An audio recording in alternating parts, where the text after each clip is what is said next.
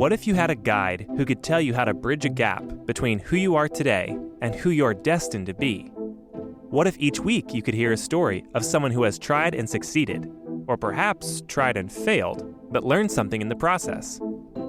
Limitless Spirit is a weekly podcast where host Helen Todd interviews guests about topics and personal stories on defining life's purpose, pursuing personal growth, and developing a deeper faith in Christ.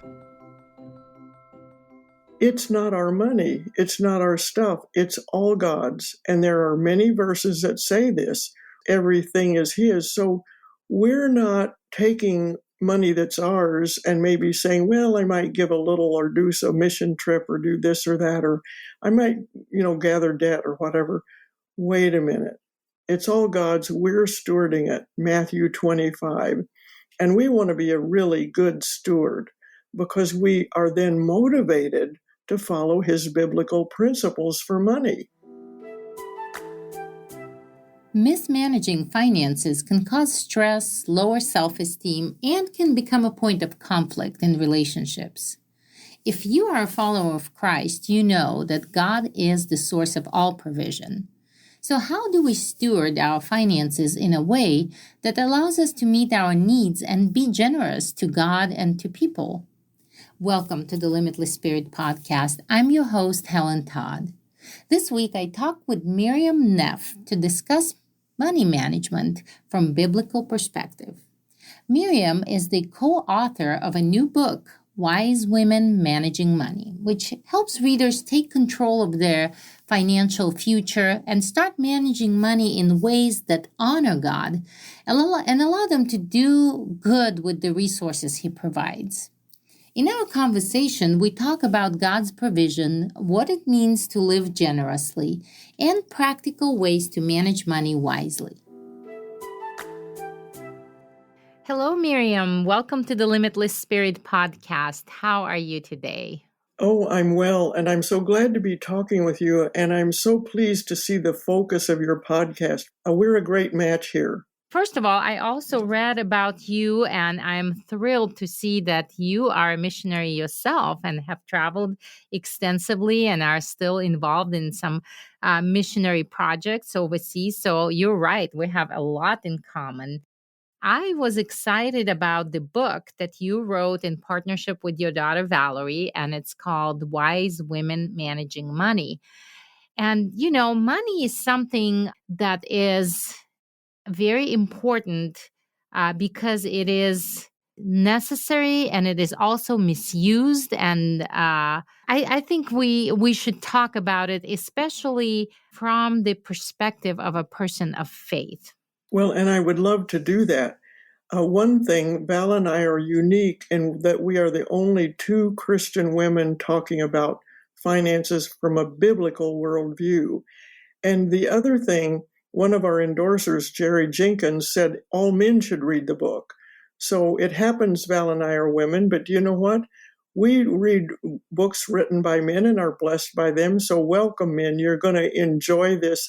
And in fact, if couples could read it together, that would be fantastic. But the worldview that's different from how Val and I see it, well, and it's biblical, it's not our money. It's not our stuff. It's all God's. And there are many verses that say this. All the cattle on the hills are His. Everything is His. So we're not taking money that's ours and maybe saying, well, I might give a little or do a mission trip or do this or that, or I might, gather debt or whatever. Wait a minute. It's all God's. We're stewarding it. Matthew 25.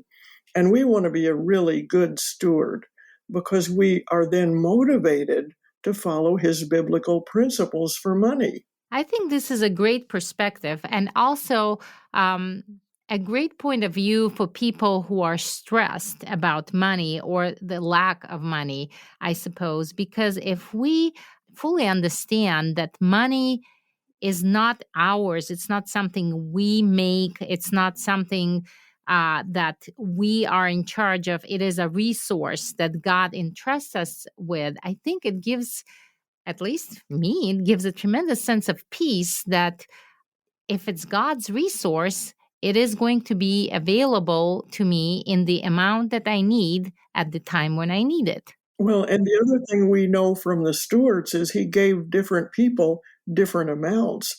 And the people that multiplied them and used them well, he gave more. And not so good for the one who put their money in their talent in a shoebox, let's put it that way.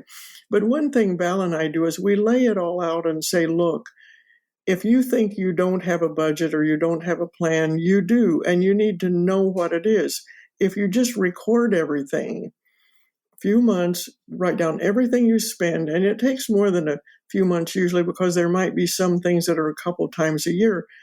Your plan is looking back at you, whether you decided, oh, I wanted to be in that much debt or not. This is the reality, and that's kind of step one. And then we say, know it, own it, like it, or change it. Well, now you know it, and then you say, does that represent my faith in God? Does that give margin for me to be generous? Or look at how much I'm spending on this category. Is clothing as important as education? Then we look back and say, okay, this is what I'm doing now. I own it.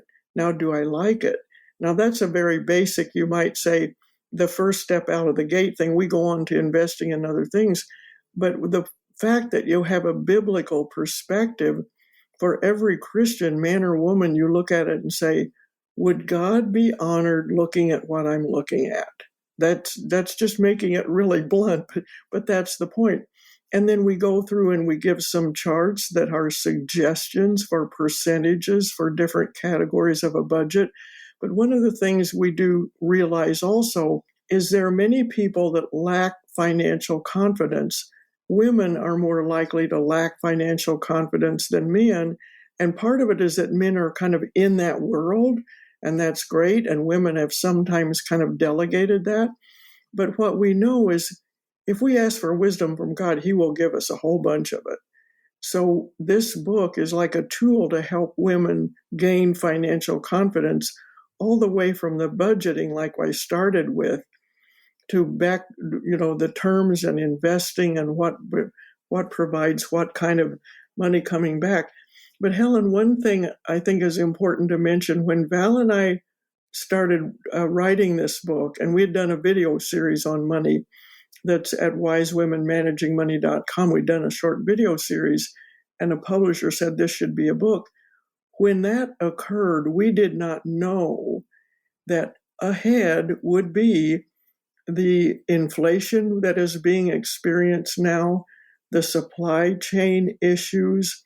And I think, Lord, how gracious of you for you to let us put that into a book form. My daughter's been on Newsmax already talking about inflation with a Christian perspective of how we change our budget, we change our spending plan.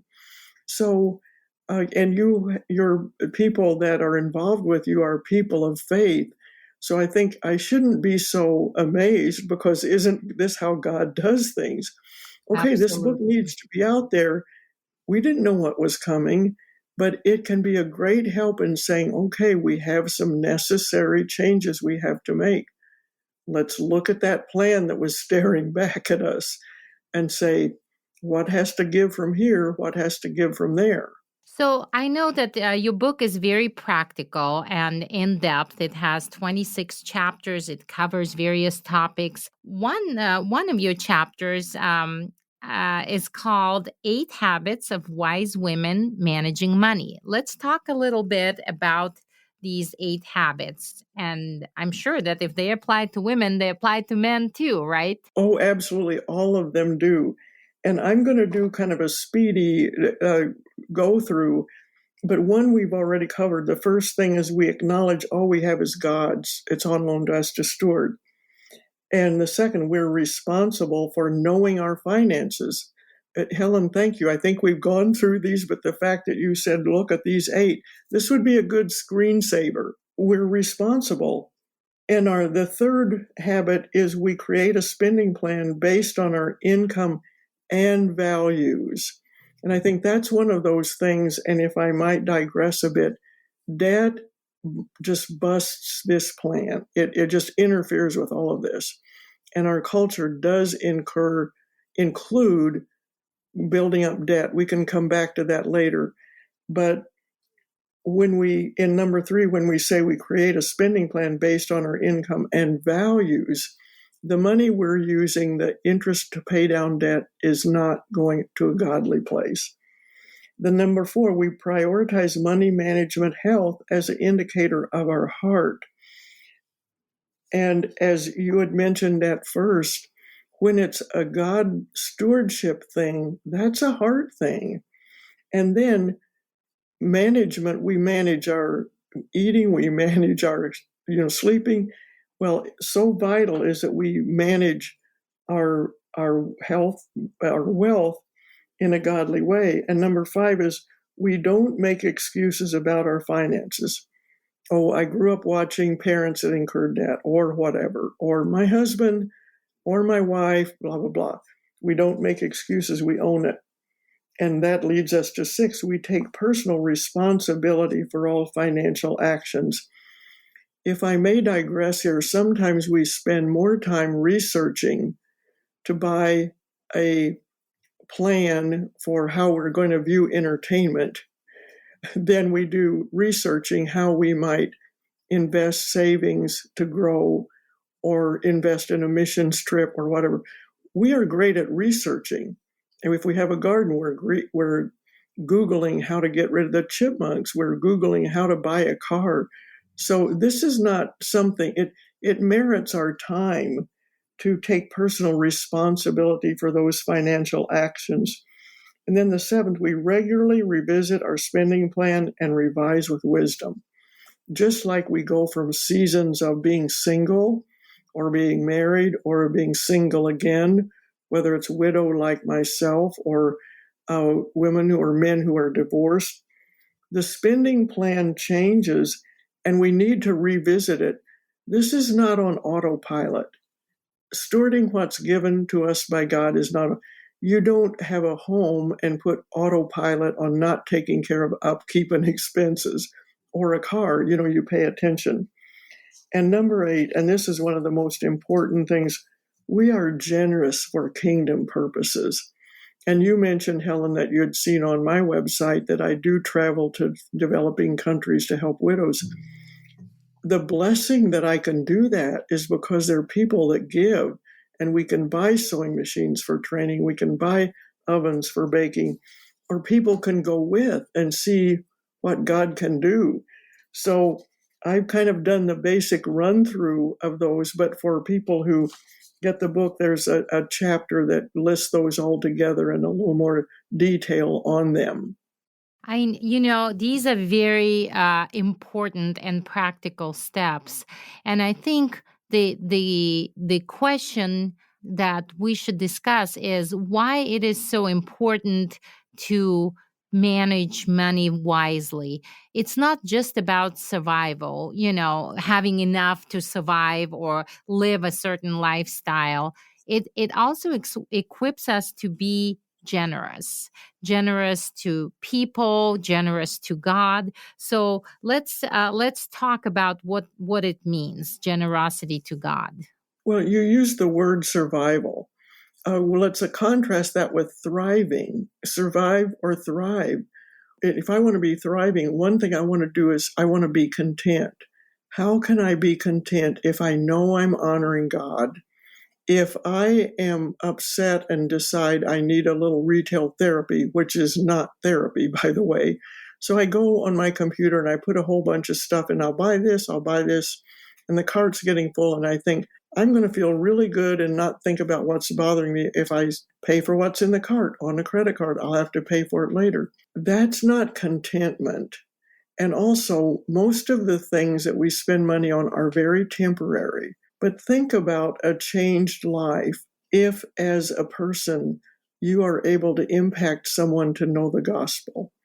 If, as a person, for instance, my daughter and my daughter is a lawyer and a CFP, and I'm a counselor, but what if we are able to impact one person out there and they change their view for it's mine to I'll give 10% to God, or I can't give any to him because I'm spending it all, to, oh my, God has been so generous. He has given me this paycheck, or he has given me this stream of income. It's all God's. What do I want to do? I want to give back to him first. There's a little story of a father who gave two sons each a box of chocolates. And the first son opened the box and meshed his face in it and had chocolate all over his face. The second son opened the box and lifted it to his father and said, "You take the first piece." And in a way, that's a very basic little story. But when you talk about generosity, Helen, as you mentioned, it's a matter of wanting to invest in things that have a permanent consequence. And you go on mission trips, you take people with you. It changes how you see. When I come back from Mathari Valley in Africa, or some of the places in Albania where we do things, I come back and I took some of my grandchildren with me, and one of my grandsons, when he came back, I said, "What was the most important thing you learned?" And he was in the early teens when I took him. And he said, "Most of the things we worry about are third world problems or first world problems, and other countries would love to have them." That's out of the mouth of a teenager. So we have this sense of contentment when we're generous toward God and say, wow, that made a difference in someone's life.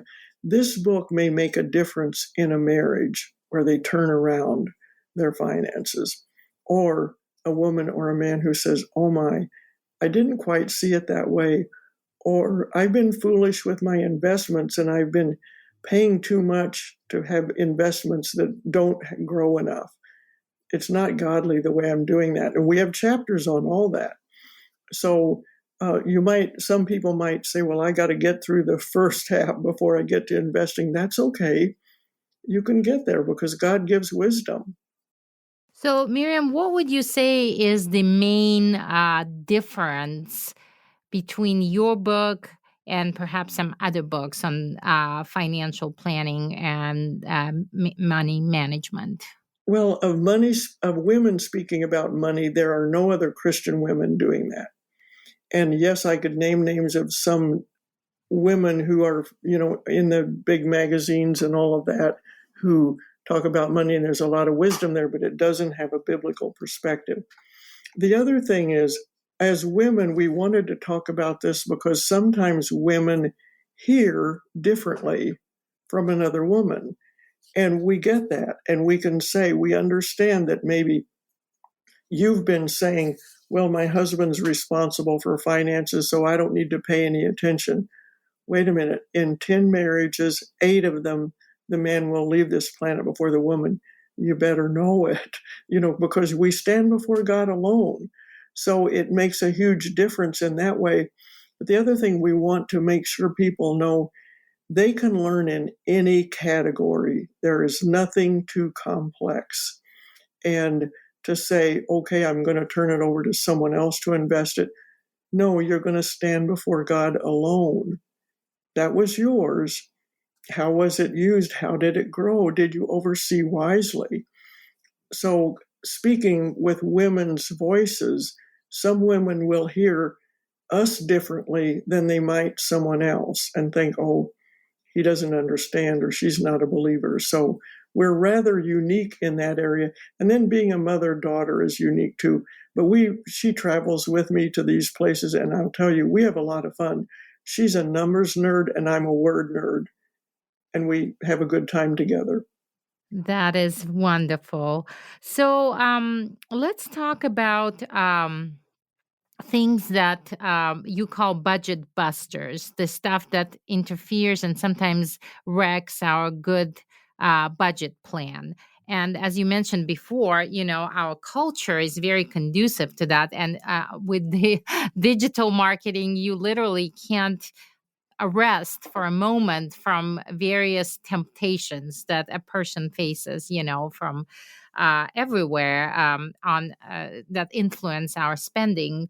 So, what are some of the things that are very harmful, and how can we control that? So another budget buster is fear. because that one steward was afraid, he hid the money that he had. He didn't honor God with it.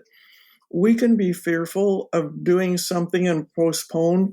We can procrastinate. For instance, everyone should have a will and most people should have a trust.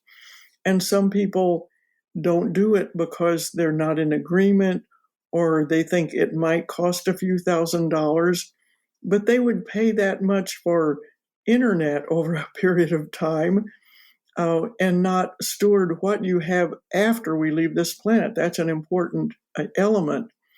Another budget buster is impulse, putting things in that spending cart and just go ahead and buy it. Well, we say, wait a month, leave it in the cart, and then look, how important was that to me? How did I do without it? Okay, you can't do without food, but so many of the things that are in that cart we don't need. In fact, people in other countries don't even have that problem of being tempted to have it. But another thing is just lack of contentment and this budget buster of comparison, looking at someone else and saying, and our culture says bigger is better, bigger car, bigger house, bigger entertainment, bigger vacations. There's nothing biblical about that. David was successful with a small stone.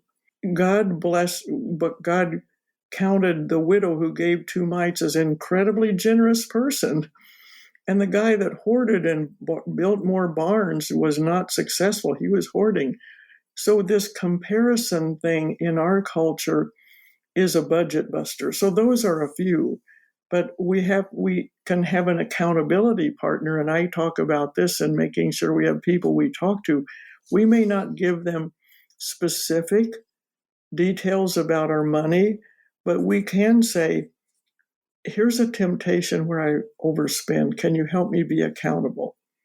And that friend can look at the shoes in our closet or whatever it is that, where our temptation might be. So let's talk about budgeting and some of the basic budgeting issues that are misunderstood often and cause a lot of financial grief. Well, we have mentioned before that you write everything down, you keep a record of it. My daughter does her budget accounting on apps on her computer with her husband. I do the paper and pencil, old school, write it down. But when you see that looking back at you, we suggest that you look at what is not optional, what's necessary, and what is can possibly be changed or shrunk in some way. Because a lot of times we just assume that how we've been doing it is how it has to be. And that is not, in fact, the case. And in our book, by the way, we include a lot of graphics and little pictures and that kind of thing so people can more easily do this, because I think it's fun when you have a little picture to look at. But you draw this T, and on one side, you write down things that are discretionary, like entertainment, eating out, different areas like that. On the other side of the T, you write non-discretionary, like utilities, rent or housing, mortgage, transportation. You begin to look at those and say, wait a minute, I can tweak the transportation side. Or we have like chapters on each of those things, housing, cars, and all of that. Maybe I don't need a car. One of my sons has decided to do without a car during these days with gas prices and all of that, because there are other options in some communities. But we look at the discretionary, okay, food, it can be in that category. You can't get it, you can't spend no money on it. But there's a difference between the price of scallops now and the price of oatmeal. And maybe everyone doesn't like oatmeal, but we can change that. So if you're saying, wait a minute, I've said I don't have money to go on a mission trip, but I'm looking at my discretionary spending, and some of those, I can shrink that in order to do what's more important. And non-discretionary, now some people are deciding that I don't want to own a home. It's better for me to rent because I'm going to be moving, connected with where's the best place for me to land for a job for the next couple of years. So we have options. it's important for each of us to say, when we look at that budget, at what we're spending, it doesn't have to be like that. I have the motivation as a generous person and as a godly steward to change it. So now we're talking about a person who makes financial decisions for themselves.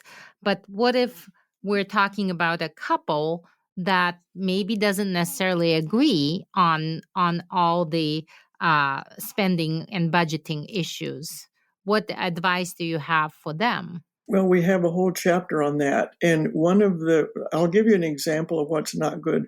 One couple with small children, because they couldn't agree on who they wanted in their will to give to as a charity, didn't make a will. Now, if something happens to that mom and dad, the courts will decide who'll be taking those children. So a difference in a marriage can be not a reason to just give up on it. And Val and I say, first of all, talk. Don't do it when you're tired or hungry. We call that hangry. Not a good time to discuss the budget. But the other thing is, people are different. If we weren't, one of us would be unnecessary. So in one couple, one wanted to save for college and retirement. The other one just wanted some decent furniture in their new home. So they had this difference on, are we going to spend any now? Or are we saving it all for later? Point of conflict. So one of the things they did, they could ask each other, why is that important to you? What is behind your thinking that concerns you about that? And backgrounds are different. Maybe that person saw their parents go into retirement and have to move and really lower their standard of living or not get the health care they needed. Maybe the person that wants furniture for their home can say, okay, it won't be the high-end thing, but it'll be middle, or I'll have some things and do without some things for now. But you can say, why is that important to you? Well, I'd like a family room where we can have an area where kids can play and a comfortable couch. Do we have to have all kinds of fancy storage shelves for kids' stuff? No. So having that conversation where you listen to the heart of the other person. Okay, they tell you what they want, but what is the why behind it? And then that understanding a lot of times can bring couples in marriage to an agreement. And maybe both of them give up something, both of them gain something, but then they have something they're committed to together. Well, and this is a good principle even for a person who is single when, they decide they're budgeting and they have these spending items, asking that question, why, I think is very, very helpful. And it helps bring the perspective. So are there any other topics in the book that you touch on? We have a few minutes left that you think are important for our listeners to know before they make their decision to buy your book. I'm so glad you asked that. Here is one of the things I would add. It is important that when you see something you need to change, just start with a little bit. Scripture, Proverbs says little by little, and that's a good way for things to grow. So someone might say, well, I know that they have said you need a 3 to 6 month reserve beyond your budget. You have your budget going, you have 3 to 6 months in reserve, which with the pandemic and with inflation would have made a big difference. But I don't know if I can do that. Start with $5 a week. Pass up the coffee, brew it at home or what. You can find some way. Start with $5 a week. And the reason we say at least start small, just do something. And you will say, oh, wait a minute, look at it. It's growing. I'm getting there. That brings me so much contentment to think that I'm going to be ready for a car repair rather than put it on a credit card. That brings me so much contentment. Let me go back to my spending plan. I don't need all of those entertainment options on my TV. Let me knock out some dollars of that. Let me go minimalistic on that. And I don't need a smartphone. I mean, a dumb phone will work for me. I'm not making specific suggestions. I'm just giving ideas. Look at it and say, what can I do there? Or entertainment. Can I enjoy, and in fact, enjoy saving money from not going out or DoorDash or whatever I'm doing, and enjoy instead, put that $20 or $30, and it might even be that a couple times a month that we're doing that or more, put it in that reserve for the spending plan. And you begin to see that grow, the contentment of saying, I want to be a God-honoring steward. When hard times come, which they will, it's just a matter of when and how and why. But when hard time comes, I have that reserve, and I can say, Lord, I know this is going to be hard, but I can dip into that. And then also we can say, and I'm committed to generosity, and I'm finding some very good look under the hood organizations or that mission trip or a way to say, God, it's all yours. I want you to see it by me saying, here it is for your purposes only, this chunk for your purposes only. Thank you so much, Miriam. That was a wonderful interview, and we will definitely post a link to your book in the show notes so that our listeners could get it and benefit more in depth from the advice that you have. And God bless you in all your endeavors and missionary work. And thank you again. Helen, thank you so much. I've enjoyed being your conversation companion. Miriam brought so much wisdom and practical knowledge to help us steward the finances that God provides for us. It brings me peace knowing that money is God's resource, so He will always provide what I need when I need it. Stewarding what God gives us can help us find peace and reach our financial goals and live generously by giving back to God.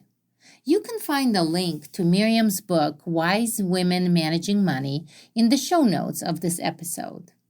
At World Missions Alliance, we believe that changed lives change lives. If you would like to learn more about what we do and how you can get involved in changing the lives of people all around the world, I encourage you to visit our website, rfwma.org. And speaking about being generous, if you want to support this podcast, and this podcast is reaching people all around the world, and even in the countries where the gospel message is strictly forbidden.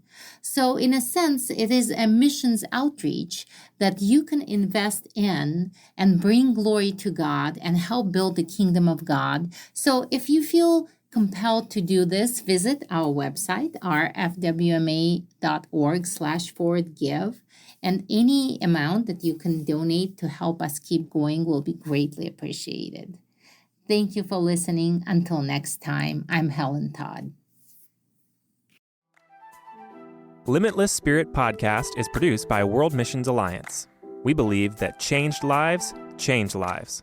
If you want to see your life transformed by Christ's love, or if you want to help those who are hurting and hopeless and discover your greater purpose in serving Christ through short-term missionary work, check out our website, rfwma.org, and find out how to get involved.